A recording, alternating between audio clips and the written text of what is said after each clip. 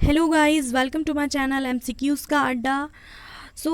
हम लोग बिहार स्पेशल की इस सीरीज़ में आज मेडिएवल हिस्ट्री स्टार्ट कर रहे हैं। इसको मैं 2 से 3 वीडियोस में कंप्लीट करवा दूंगी बिहार मेडिएवल हिस्ट्री को।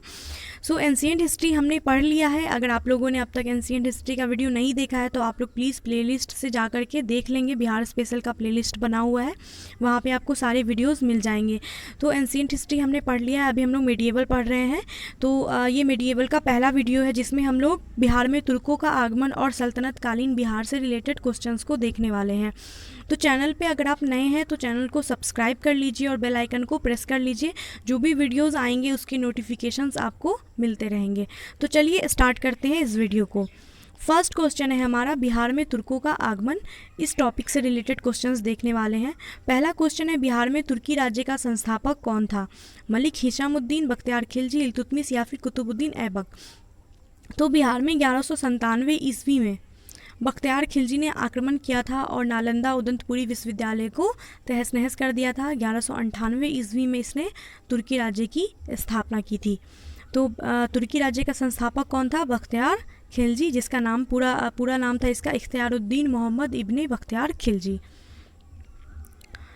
दूसरा क्वेश्चन है, बिहार में बख्तियार खिलजी की सर्वप्रथम महत्वपूर्ण विजय कौन सी थी? बिहार शरीफ, पटना, भागलपुर या मुंगेर? तो पहला जो इसने आक्रमण किया था वो बिहार शरीफ में किया था, उदंतपुरी में, और यही इसका जो है पहला महत्वपूर्ण विजय था। आक्रमण किया था और विजय भी प्राप्त की थी। बिहार शरीफ कहाँ पे है? नालंदा में है। ये उसका जो है पहला महत्वपूर्ण विजय था बख्तियार खिलजी का। नेक्स्ट तीसरा क्वेश्चन है, बिहार में तुर्की राज्य सत्ता की स्थापना कब हुई थी? 1192 में, 1204 में, 1194 या फिर 1198 में? तो तुर्की राज्य सत्ता की स्थापना बख्तियार खिलजी ने 1198 ईस्वी में की थी। नेक्स्ट क्वेश्चन है, बख्तियार खिलजी ने बिहार में अपना प्रशासनिक मुख्यालय स्थापित कहाँ पे किया था? लखनौती में, बिहार शरीफ में, मुंगेर में या फिर मनेर में? तो बख्तियार खिलजी का जो प्रशासनिक मुख्यालय था उसने बिहार शरीफ को अपना मुख्यालय बनाया हुआ था। नेक्स्ट है, नालंदा विश्वविद्यालय को किस मुस्लिम शासक ने ध्वस्त किया? महमूद गजनवी ने, मोहम्मद गौरी ने, बाबर ने या बख्तियार खिलजी ने? तो नालंदा विश्वविद्यालय पे आक्रमण किया था और इसको तहस नहस कर दिया था बख्तियार खिलजी ने। बख्तियार खिलजी जो है ये जब मरा था तो इसके शव को बिहार शरीफ में ही दफनाया गया है, ये भी याद रखिएगा। नेक्स्ट है, बख्तियार खिलजी के आक्रमण के समय बिहार पर किस पाल वंशीय शासक का अधिकार था? आनंद पाल का, इंद्रयुम्न पाल का, देवपाल द्वितीय का या फिर इनमें से कोई भी नहीं? बख्तियार खिलजी ने जब बिहार पर आक्रमण किया था 1197 ईस्वी में, उस टाइम पाल वंश के शासक कौन थे जो बिहार पर मतलब बिहार पे शासन कर रहे थे? तो उस टाइम जो पाल वंशीय शासक थे वो इंद्रयुम्न पाल थे। कौन थे? इंद्रयुम्न पाल, जो कि उस टाइम शासक थे पाल वंश के जब बख्तियार खिलजी का आक्रमण हुआ था। चलिए नेक्स्ट क्वेश्चन है, बख्तियार खिलजी के आक्रमण के समय सेन वंशीय शासक कौन था? पाल वंशीय शासक तो इंद्रयुम्न पाल था। सेन वंश का कौन सा शासक था? लक्ष्मण सेन था। लक्ष्मण सेन और इंद्रयुम्न पाल जो है उस टाइम शासन कर रहे थे। लक्ष्मण सेन सेन वंश के थे और इंद्रयुम्न पाल जो है वो पाल वंश के थे। नेक्स्ट है, बिहार में सूफी संत किस सदी में पहुँचे? 11वीं सदी में, 12वीं, 13वीं का पूर्वार्ध यानी 13वीं से पहले या फिर 13वीं शताब्दी में? तो बिहार में सूफी संतों का जो आगमन हुआ था वो 12वीं सदी में हुआ था। 12वीं सदी में जो है बिहार में सूफियों का आगमन हुआ था और सबसे पहले जो सूफी संत बिहार आए थे वो कौन थे? मोमिन आरिफ। मोमिन आरिफ थे जो पहले सूफी थे बिहार में आने वाले। नेक्स्ट है, बिहार में सर्वप्रथम किस सूफी संत का आगमन हुआ? तो मैंने अभी बताया मोमिन आरिफ जो है वो सर्वप्रथम बिहार में आए थे। चलिए नेक्स्ट क्वेश्चन है हमारा, मनेर की विजय से किस सूफी संत का संबंध है? मोमिन आरिफ का, ताज फकी का, सादौलत का या फिर यथ्या मनेरी का? तो मनेर की विजय से जो संबंध है जिस सूफी का वो है ताज फकी। ताज फकी जो है वो बख्तियार खिलजी के आक्रमण से पहले ही मनेर में इस्लाम का प्रचार वगैरह उन्होंने करा हुआ था स्टार्ट, इस्लाम को फैलाने के लिए, ठीक है। तो बख्तियार खिलजी के आक्रमण से पहले ही ताज फकी ने मनेर में इस्लाम का प्रचार किया था। मनेर विजय से किस सूफी संत का संबंध है? ताज फकी का। चलिए नेक्स्ट, सल्तनत कालीन बिहार, इससे रिलेटेड क्वेश्चंस देखते हैं। पहला क्वेश्चन है, बिहार में सैन्य अभियान करने वाला पहला सुल्तान कौन सा था? ऐबक, इल्तुतमिश, बलबन या फिर अलाउद्दीन खिलजी? बिहार में सैन्य अभियान आयोजित करने वाला पहला सुल्तान था वो इल्तुतमिश था। इल्तुतमिश ने 1225 ईस्वी में अपना पहला सैन्य अभियान शुरू किया था बिहार में, और हिसामुद्दीन एवज जो थे उसने बिना लड़े ही अधीनता स्वीकार कर ली थी इल्तुतमिश की। इतनी बड़ी सेना थी कि उसने मतलब बिना लड़े हुए ही अधीनता स्वीकार कर ली थी। तो बिहार में सैन्य अभियान सबसे पहले किस सुल्तान ने शुरू किया था? इल्तुतमिश ने। चलिए दूसरा क्वेश्चन है, बिहार को दिल्ली सल्तनत के अधीन करने वाला पहला सुल्तान कौन था? इल्तुतमिश, बलबन, ऐबक या फिर रजिया सुल्तान? बिहार को दिल्ली सल्तनत के अधीन करने वाला जो पहला शासक था वो इल्तुतमिश था। नेक्स्ट है, इल्तुतमिश ने 1225 के लगभग किस शासक को पराजित करके बिहार पर अधिकार किया था? मलिक जनी को, बख्तियार खिलजी को, हिसामुद्दीन एवज को या उपरोक्त में से कोई भी नहीं? तो हमने पढ़ा कि बिहार में सैनिक अभियान सबसे पहले आयोजित किया था इल्तुतमिश ने 1225 में, और इसकी सेना को देख के हिसामुद्दीन एवज जो है ये बिना लड़े ही अधीनता स्वीकार कर लिया था इसने, और फिर इल्तुतमिश ने बिहार पर अधिकार कर लिया। तो पराजित भी नहीं करना पड़ा था इनको, एक्चुअली क्वेश्चन में पराजित नहीं होना चाहिए, मतलब ये तो बिना लड़े ही इसने अधीनता स्वीकार कर ली थी, पर फिर भी कौन था? हिसामुद्दीन एवज था। नेक्स्ट है, निम्नलिखित में से कौन सल्तनत काल में बिहार का प्रांतपति नहीं रहा है? तुगान खां, सैफुद्दीन ऐबक, हातिम खां या मुबारिस खां? तो सल्तनत काल में बिहार का प्रांतपति रह चुका है तुगान खां, सैफुद्दीन ऐबक, हातिम खान, ये तीनों ही। मुबारिस खान जो था ये बिहार का प्रांतपति नहीं था, बल्कि मुबारिस खान सुल्तान मोहम्मद आदिल शाह की पदवी धारण करके गद्दी पर बैठे हुए थे। इनका नाम क्या था? मुबारिस खान का आदिल शाह की पदवी धारण की थी इन्होंने, और सुल्तान की गद्दी पर बैठे थे, तो ये सुल्तान था, प्रांतपति नहीं था। ठीक है, मुबारिस खां इसका आंसर हो जाएगा। नेक्स्ट क्वेश्चन है कि बिहार में दिल्ली सल्तनत के सुल्तानों का निर्णायक प्रभुत्व किस काल में स्थापित हुआ था? बिहार में दिल्ली सल्तनत के सुल्तानों का जो निर्णायक प्रभुत्व है वो किस काल में स्थापित हुआ? ममलुक वंश के काल में, खिलजी युग में, तुगलक युग में या उपर्युक्त में से कोई भी नहीं? तो बिहार को दिल्ली सल्तनत में मिलाया था सबसे पहले इल्तुतमिश ने, लेकिन जो निर्णायक प्रभुत्व स्थापित हुआ बिहार में दिल्ली सल्तनत का वो तुगलक काल में हुआ था। ठीक है, तुगलक मतलब तुगलक वंश के शासक थे गयासुद्दीन तुगलक, मोहम्मद गयासुद्दीन तुगलक, जिसने मतलब निर्णायक प्रभुत्व स्थापित किया बिहार में। ठीक है, तो तुगलक काल में बिहार में जो है दिल्ली सल्तनत के सुल्तानों का निर्णायक प्रभुत्व स्थापित हुआ था। चलिए नेक्स्ट है, बिहार के कर्नाट वंश के शासक हरि सिंह देव को पराजित करने वाला सुल्तान कौन था? बिहार के कर्नाट वंश के शासक थे हरि सिंह देव। इसको किस सुल्तान ने पराजित किया था? अलाउद्दीन खिलजी ने, गयासुद्दीन तुगलक ने, इल्तुतमिश ने या फिर फिरोज शाह तुगलक ने? तो कर्नाट वंश के शासक हरि सिंह देव को पराजित किया था गयासुद्दीन तुगलक ने।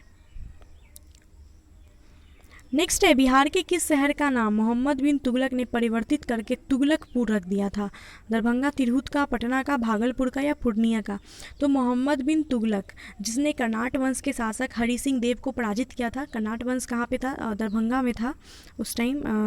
तो उसने जब पराजित किया हरि सिंह देव को, तो उसके बाद दरभंगा का नाम चेंज करके तुगलकपुर रख दिया, अपने नाम पर रख दिया था।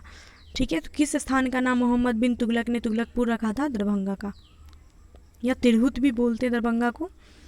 नेक्स्ट है, बिहार के दरभंगा में एक किले और जामा मस्जिद का निर्माण करने के लिए सुल्तान था। तो दरभंगा में एक दुर्ग और जामा मस्जिद का निर्माण करने वाला सुल्तान कौन सा था? गयासुद्दीन तुगलक, फिरोज शाह तुगलक, मोहम्मद बिन तुगलक या फिर इल्तुतमिश? दरभंगा में दुर्ग और जामा मस्जिद का निर्माण करवाया था मोहम्मद बिन तुगलक ने। नेक्स्ट क्वेश्चन है, तुगलक काल में बिहार की राजधानी क्या थी? दरभंगा, बिहार शरीफ, भागलपुर या पटना? तो तुगलक काल में बिहार की राजधानी बिहार शरीफ थी। बिहार शरीफ कहाँ है? आधुनिक नालंदा जिले में स्थित है। तो ये तुगलक काल में बिहार की राजधानी बिहार शरीफ थी। चलिए नेक्स्ट है, बिहार राज्य को बिहार नाम किसने दिया था? मुगलों ने, मौर्यों ने, अंग्रेजों ने या तुर्कों ने? तो बिहार का नाम बिहार कैसे पड़ा था? ये हमने पढ़ा है कि बिहार में बहुत सारे बौद्ध विहार थे, और जिसकी वजह लोग विहार, तो जब तुर्क लोगों का आगमन हुआ बिहार में, तो वो विहार जो था विहार करके, तो वैसे ही बिहार नाम पड़ गया था। तो ये नाम कैसे पड़ा था? तुर्कों की वजह से पड़ा था। ठीक है, जब तुर्कों का आगमन हुआ उसके बाद बिहार नाम पड़ा था बिहार का। नेक्स्ट है बिहार राज्य का नाम बिहार किस काल में पड़ा? मुगल, तुगलक, खिलजी या फिर मौर्य काल। तो तुर्कों ने ये नाम जरूर दिया, लेकिन किस काल में पड़ा था? तो ये तुगलक काल में पड़ा था। बिहार का नाम बिहार किस काल में पड़ा था? तुगलक काल में। नेक्स्ट है मलिक इब्राहिम या मलिक बया किस काल में बिहार का प्रशासक था? ममलुक काल में, खिलजी काल में, तुगलक काल में या लोदी काल में? तो मलिक इब्राहिम या मलिक बया जो है वो बिहार का प्रशासक था तुगलक काल में। ठीक है, चलिए नेक्स्ट है बिहार में तुगलक काल के सर्वाधिक महत्वपूर्ण प्रशासक मलिक इब्राहिम का मकबरा कहाँ स्थित है? तो मलिक इब्राहिम जो कि तुगलक काल के सबसे महत्वपूर्ण प्रशासक थे, उनका मकबरा कहाँ पे है?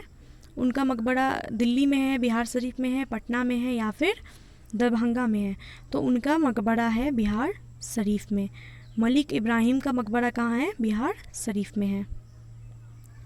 नेक्स्ट है बिहार के प्रसिद्ध संत शेख अहमद से भेंट किस सुल्तान ने की थी? इल्तुतमिश ने, गयासुद्दीन तुगलक ने, मोहम्मद तुगलक ने या फिर फिरोज तुगलक ने? तो बिहार के प्रसिद्ध संत थे शेख अहमद, इससे भेंट किया था फिरोज तुगलक ने। किसने किया था? फिरोज तुगलक ने भेंट किया था। चलिए नेक्स्ट है फिरोज तुगलक का फारसी अभिलेख किस क्षेत्र से मिला है? बिहार शरीफ से, दरभंगा से, पटना से या फिर भागलपुर से? तो फिरोज तुगलक का फारसी अभिलेख मिला है बिहार शरीफ से। नेक्स्ट है बिहार के कर्नाट शासकों का अंत किस सुल्तान ने किया? मोहम्मद बिन तुगलक, गयासुद्दीन तुगलक, फिरोज शाह तुगलक या मोहम्मद बिन तुगलक? सॉरी, सेम ही ऑप्शंस आ गए हैं। हाँ, तो बिहार के हमने पढ़ा कि बिहार के कर्नाट वंश के शासक थे हरि सिंह देव, उसको पराजित करा था गयासुद्दीन तुगलक ने और फिर कर्नाट वंश का अंत कर दिया था। तो किसने किया था? गयासुद्दीन तुगलक ने किया था। नेक्स्ट है 14वीं सदी में तिरहुत में फिरोज तुगलक ने किस वंश का शासन आरंभ करवाया था? कर्नाट वंश का, वैनवाड़ वंश का, मित्र वंश का या फिर ठाकुर वंश का? तो कर्नाट वंश का अंत तो कर दिया था गयासुद्दीन तुगलक ने। फिरोज तुगलक ने क्या किया था कि तिरहुत में वैनवाड़ वंश की जो है स्थापना की थी। वैनवाड़ वंश का शासन आरंभ किया था फिरोज तुगलक ने। नेक्स्ट है वैनवाड़ वंश के किस शासक की छत्र छाया में प्रसिद्ध कवि विद्यापति ने अपने काव्य की रचना की है? तो वैनवाड़ वंश का वो कौन सा शासक था जिसकी छत्र छाया में विद्यापति जी ने अपने काव्यों की रचना की है? हरि सिंह, महेश ठाकुर, शिव सिंह या इनमें से कोई भी नहीं? तो वो शिव सिंह थे। शिव सिंह की छत्र छाया में विद्यापति ने अपने काव्यों की रचना की। नेक्स्ट है बिहार में शुरुआती तुर्क गतिविधियों के बारे में महत्वपूर्ण जानकारी के जो स्रोत हैं वो कौन से हैं? तबकाते नासरी, अकबरनामा, तारीख अल हिंद, वाक़यात मुस्ताकी। तो बिहार में शुरुआती तुर्क गतिविधियों के बारे में महत्वपूर्ण जानकारी मिलती है वो तबकाते नासरी से मिलती है। तबकाते नासरी किसकी पुस्तक है? मिनहाजुल सिराज की। मिनहाजुल सिराज के द्वारा लिखा गया है तबकाते नासरी, जिससे हमें तुर्कों के बारे में जानकारी मिलती है। नेक्स्ट है बिहार के किस सूबेदार ने इब्राहिम लोदी के शासनकाल में विद्रोह किया था? दरिया खान नुहानी, फरीद खान, हसन खान सूरी, अब्बास खान शेरवानी। तो इब्राहिम लोदी के शासनकाल में विद्रोह करने वाला जो सूबेदार था वो दरिया खान नुहानी था। इसने इब्राहिम लोदी के खिलाफ विद्रोह किया था, दरिया खान नुहानी। नेक्स्ट है बिहार के जनजातीय क्षेत्र के लिए झारखंड शब्द का सर्वप्रथम प्रयोग कब किया गया था? तो बिहार झारखंड तो पहले एक था, तो उस टाइम जनजातीय क्षेत्रों के लिए झारखंड शब्द का सर्वप्रथम प्रयोग किया गया था 13वीं सदी में। नेक्स्ट है वर्तमान बिहार क्षेत्र के लिए पहली बार बिहार नाम का उल्लेख किस रचना में मिलता है? तबकाते नासरी में, तारीख फिरोज शाही में, तुजुक बाबरी ने या फिर अकबरनामा ने? तो हमने अभी पढ़ा कि तुर्क गतिविधियों के बारे में हमें जानकारी मिलती है तबकाते नासरी से, और तुर्कों ने ही बिहार का नाम बिहार रखा था। तो पहली बार बिहार नाम का उल्लेख भी इसी में मिलता है, तबकाते नासरी में, जो कि किसकी पुस्तक है? मिनहाजुद्दीन सिराज की। आई होप आपको समझ आ रहा होगा और वीडियो अच्छा लग रहा होगा, तो प्लीज़ वीडियो को लाइक करिए और शेयर कीजिए। नेक्स्ट है किस सुल्तान के ने तिरहुत का नाम परिवर्तित करके तुगलकपुर रख दिया था? ये क्वेश्चन हमने पहले ही देखा हुआ है कि तिरहुत का नाम बदल करके तुगलकपुर रखा था गयासुद्दीन तुगलक ने, सॉरी मोहम्मद बिन तुगलक ने। मोहम्मद बिन तुगलक ने जो है वो तिरहुत का नाम बदल करके तुगलकपुर रख दिया था। नेक्स्ट है किस सुल्तान ने तिरहुत यानी तुगलकपुर से अपने सिक्के जारी किए थे? तो सिक्का भी वही जारी करेगा ना जिसका उस पर अधिकार होगा। तो तिरहुत पे अधिकार था मोहम्मद बिन तुगलक का, उसने नाम बदल के रख दिया था तुगलकपुर, और उसी ने अपने सिक्के भी साथ में जारी किए थे, मोहम्मद बिन तुगलक ने। नेक्स्ट है कि सुल्तान ने राजगीर स्थित जैन मंदिरों को अनुदान दिए थे? इल्तुतमिश ने, गयासुद्दीन तुगलक ने, फिरोज शाह तुगलक या सिकंदर तुगलक? तो वो कौन सा सुल्तान था जिसने जैन मंदिरों में अनुदान दिए थे? जो राजगीर में स्थित है जैन मंदिर, वहाँ पे किस सुल्तान ने अनुदान दिया था? तो वो फिरोज शाह तुगलक था। फिरोज शाह तुगलक ने राजगीर स्थित जैन मंदिरों को अनुदान दिया था। और इसका पता चलता है राजगीर में जो है जैन मंदिर के अभिलेख से पता चलता है। नेक्स्ट है, तुगलक काल में बिहार के राज्यपाल या प्रांतपति का पद संभाला? मलिक बयां ने, मंदुल मुल्क ने, ए एवं बी दोनों, ना ए एवं बी? तो तुगलक काल में बिहार के राज्यपाल या प्रांतपति का पद मलिक बयां और मंदुक मुल्क, इन दोनों ने ही संभाला है। ठीक है, तो ऑप्शन सी राइट होगा। नेक्स्ट है, दिल्ली के किस सुल्तान ने बिहार में एक सैन्य अभियान किया और मुंगेर तक अपने राज्य को विस्तृत किया? तो वो कौन सा सुल्तान था जिसने बिहार में सैनिक अभियान किया और मुंगेर तक अपने राज्य को विस्तृत किया? गयासुद्दीन तुगलक, फिरोज शाह तुगलक, सिकंदर लोदी या फिर इब्राहिम लोदी? तो वो सिकंदर लोदी था, दिल्ली का सल्तनत जिसने बिहार में सैन्य अभियान किया और मुंगेर तक अपने राज्य को विस्तृत किया था, सिकंदर लोदी। नेक्स्ट है, बख्तियार खिलजी का बिहार में पहला पड़ाव कहाँ था? मनेर, तिल्हारा, उदंतपुरी या पटना? तो पड़ाव पूछ रहा है, पहला आक्रमण नहीं पूछ रहा है। बख्तियार खिलजी जो है सबसे पहले बिहार में मनेर में आया था। कहाँ आया था?